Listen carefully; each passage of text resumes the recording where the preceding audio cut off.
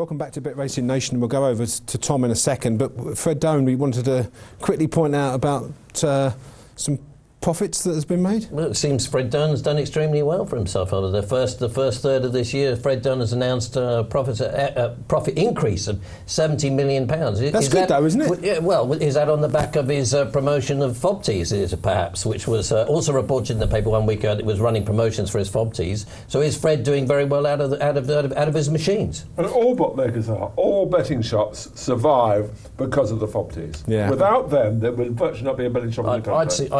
I'd see the back of them. I'd see the focus on the racing. Well, we talked about all they want to do is lay down their moral principles on punters. I've never bet a FOBT in my life. I've never pulled a slot in my life or pressed a button like that. But punters want to do it, and arrogant people like him come on saying, "Oh no, it's not good enough for you, or you're being robbed on it. We'll, for your own good, we'll stop you doing what you want to do." Let's get rid of that attitude. I'd see that patronising attitude, treating us as plebs. That's unfair. I would see betting shops return to laying bets as opposed to being mini casinos, and that is exactly what they have become, John. Can I interrupt you guys, because obviously we spoke about that last week, and we did also touch, and I'm going to go to Twitter after this because I want people to tweet in if they've had a bet refused. We talked about this last week.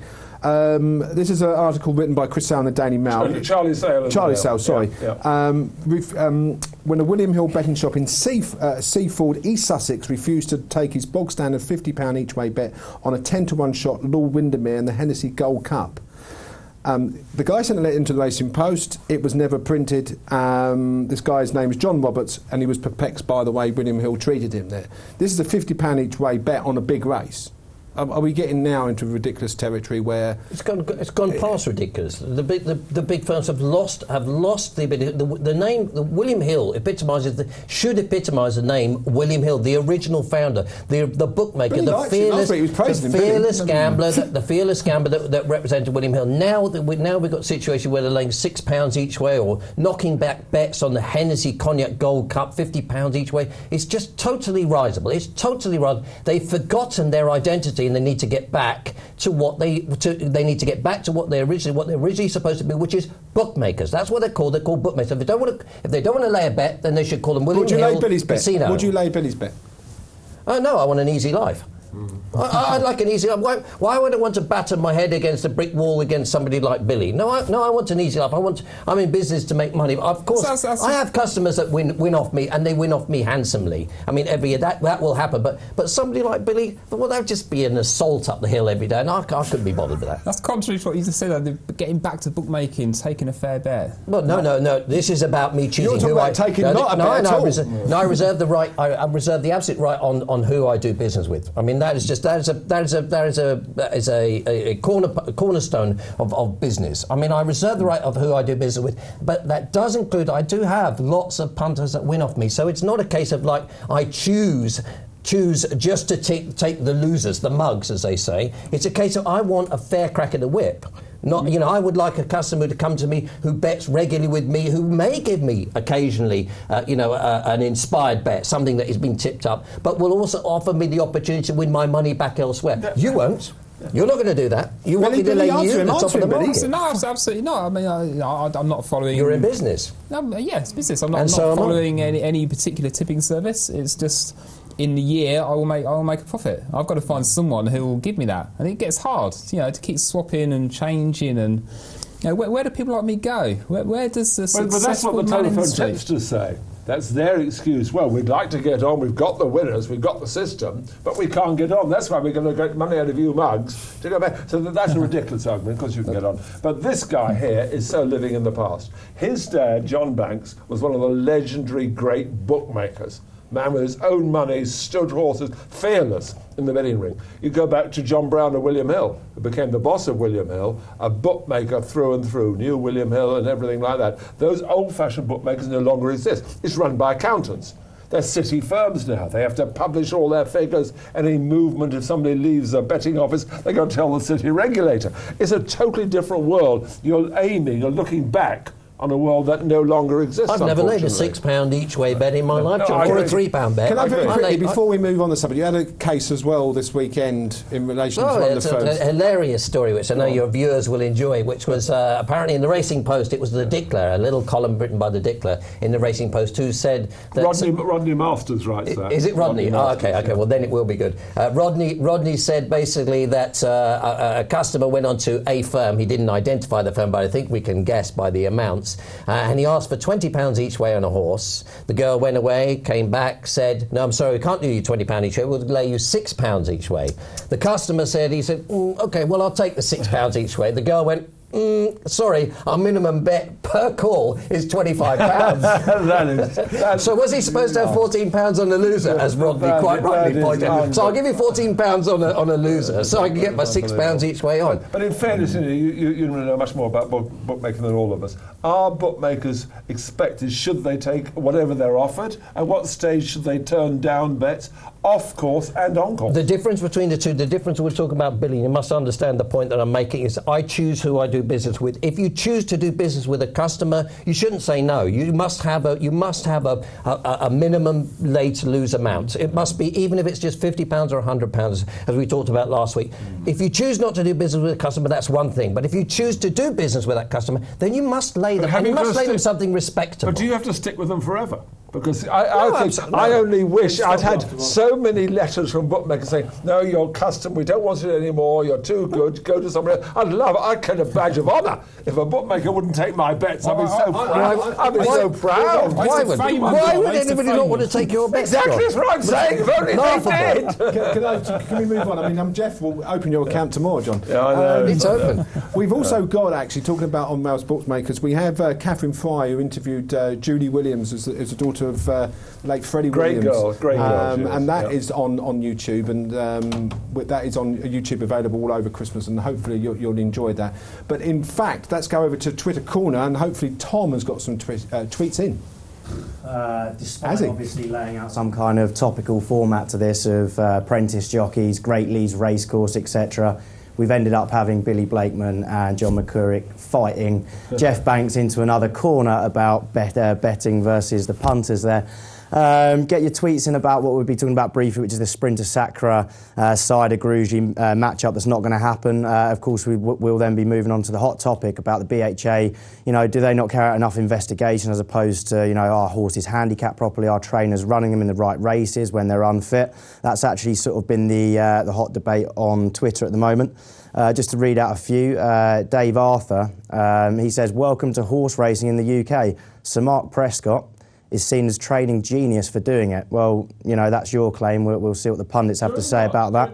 I know Sir Mark Prescott. Hold on, Tom, hold on. Sir Mark Prescott. Dave Arthur's obviously claiming there that, you know, Sir Mark Prescott is somewhat a genius in gaining good handicap marks for his horses. We can discuss that a little later. Well, he is. Rightly so. Adam Ward also mentions on that tweet that some are better than others at doing it, but more discreetly. So, you know, certainly a lot of people feeling that this is going on. It's not, you know, us being sort of untrue. This is actually happening. Only Fools and Horses gives a question for Big Mac at the end, as does Kirsten Murphy and Mark Waters. Those will come towards the end of the show.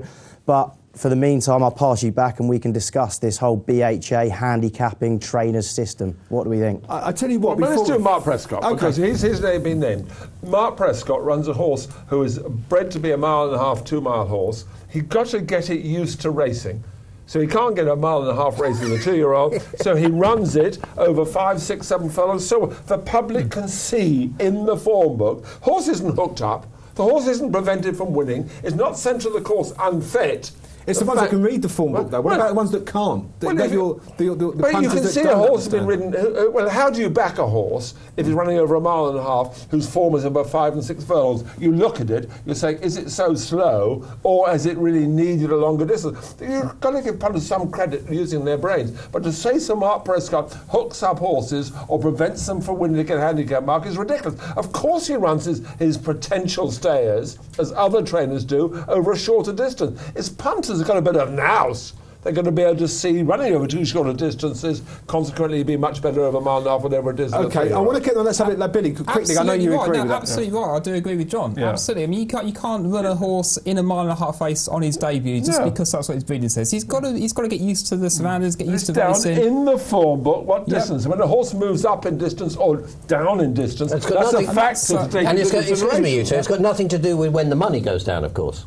Right. It's got nothing to do with that, has it? No, but the money goes down because the savvy punter can see when it's the savvy back punter. on it. Okay, That's what everybody's a savvy punter. We're looking at the evidence. Everybody who walks in the betting shop is a savvy punter. But they aren't as stupid as you make them out to be. And they aren't. And they're able to see some other trainers. If a horseman running over a shorter distance, why is it in a mile and a half? Look at it. Look at the breeding and get to know a bit. If you're absolutely thick, and you're well, you know. What is the difference with that? I mean, I will touch on the BHA because obviously they've got an integrity side, and one of them is monitoring real-time betting markets. Yeah, which is very important. Right now, we're saying here that it's okay to back a horse fourth time out in a handicap because the handicap market is lenient.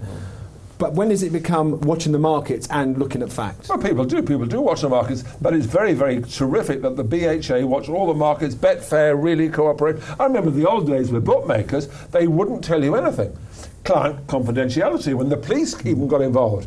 Bookmakers wouldn't reveal what punters had, and that was the days before laying. Now it is so much more open than it ever was. And Betfair go and get all their books are open. When their books are open. Sorry, I entirely disagree. I cannot understand this eulogising of the BHA as if they're doing a fantastic job here. Are you walking into betting shops and listening to what the customer's actually saying? They're sick of seeing horses go from 12 to 1 to 5 to 2, and nobody does anything about it. The BHA has had two major investigations. Am I Blue? The Hereford running, it was absolutely disgusting. Planetoid, another one, absolutely rank. It stank. And what result did they get out of those two inquiries? Where was the banning of that horse and the connections and everything else like that? They got nothing out of it. And they were supplied data. I supplied them with data of connections backing the Am I Blue with them. What was the net result? What was the result of all their inquiries? And what concerns me about this is nothing to do with me as a bookmaker. It's what the customers are saying. They don't like it when they see horses go from 3 to 1 to 12 to 1 and nobody explains why they're running along at the back. But why do some get pulled out? Like we had the incident of Frank Sheridan, and more recently that beggars the question, because when top we're yards to treat it differently. To explain to people what we're talking about is that, so if we're talking about what could have happened in the Stephen Arnold case, or when Stephen Arnold admitted it effectively, was where you enter a number of horses. Not only was he shoring up the prices, but he could also have been backing one of his horses that may have been intended to have been withdrawn. Okay, there was the story that the horse box broke down and 3 didn't arrive, but you could easily manipulate the market by backing one of these horses in the morning and artificially swaying the market. You're backing one, so therefore the other one goes out. That's the one that you intend keeping in. This is the kind of tactic that the kind of tactic they employ. Now, how often do you think it goes on? How often do you think this goes on? Please let me make this point, because this is key. One of the first things that Paul Bitar, as Chief Executive of the British Horse Racing Authority, did when he arrived in British racing was to promote Adam Brickell, a 5-year trainee solicitor who had worked for 2 years effectively in licensing at the British Horse Racing Authority, to the head of integrity of British racing. Now, how is a man like that, a baby, an absolute baby, supposed to be able to spot or understand plots of that nature, or a wide variance of plots that are going on in British racing all the time? How is he supposed to understand that when, say, for example, the Hong Kong Jockey Club, who employ 210 integrity staff and have a 20-year policeman at the head of their integrity, and has also worked for 15 years in corporate security, and he's the head of their security? That's the kind of person we need at the head of British Racing Integrity Department, not this wet behind the ears greenhorn who's got no experience in racing whatsoever. Well, I mean, I would stress, obviously, this is a matter of opinions. What's your opinion? Tweet us in. Tom's ready to take your tweets. Billy, you're sitting there quiet. Yeah. I mean, market manipulation in itself isn't. Is there anything wrong with that? We all do that. You're a bookmaker. You must do that. I sometimes do that. Market manipulation of prices is what goes on. That's not. But let me ask you a question, Billy. Is it right for someone to go on a social network and say, back this horse, knowing that horse is being backed? Yes. So those individuals then can lay that horse with it winning no chance at all. Yes. They're manipulating the market because they're telling people. Yes, because one of the things you've got to tips as we things go like back putting to, things on Twitter to say I fancy this horse is going to be backed. You can't stop that. You can't legislate to the nth degree. You know, 99% of horses that are backed in are not some sinister gamble. You know, many of the horses are. But also it's self-fulfilling. You get a small move on Betfair in the morning, and it rolls on, and people join in, and this is the one, and all that. So it is self-fulfilling. But what I'm arguing is that the transparency now is like never before.